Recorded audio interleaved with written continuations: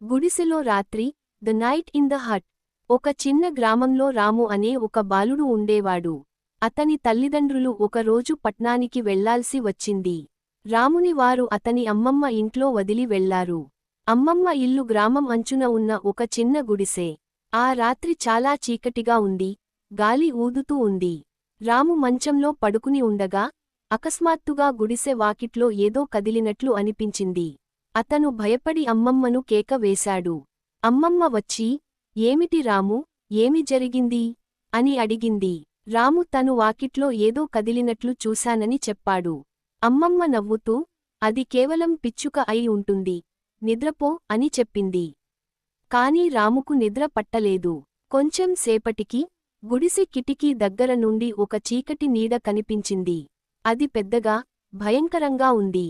రాము మళ్ళీ అరిచాడు. అమ్మమ్మ మళ్ళీ వచ్చి, ఇది ఏమిటి అని అడిగింది. రాము తను కిటికీ దగ్గర ఒక పెద్ద నీడను చూశానని చెప్పాడు. అమ్మమ్మ కిటికీ దగ్గరకు వెళ్లి చూసింది. ఇది కేవలం చెట్టు కొమ్మల నీడ, భయపడకు అని చెప్పింది. కాని రాముకు ఇంకా భయం వదలలేదు.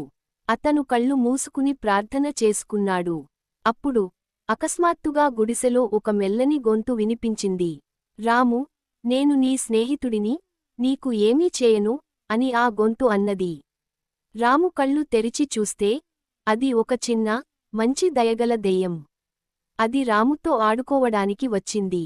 రాము భయం తొలగిపోయింది. అతను ఆ దెయ్యంతో ఆడుకున్నాడు, మరియు ఆ రాత్రి అతను చాలా సంతోషంగా గడిపాడు. తర్వాత ఆ దెయ్యం అతనికి ఒక మంచి స్నేహితుడిగా మారింది. నీతి: భయం కేవలం మన మనస్సులో ఉంటుంది. కొన్నిసార్లు మనం భయపడేవి నిజంగా మనకు హాని చేయవు.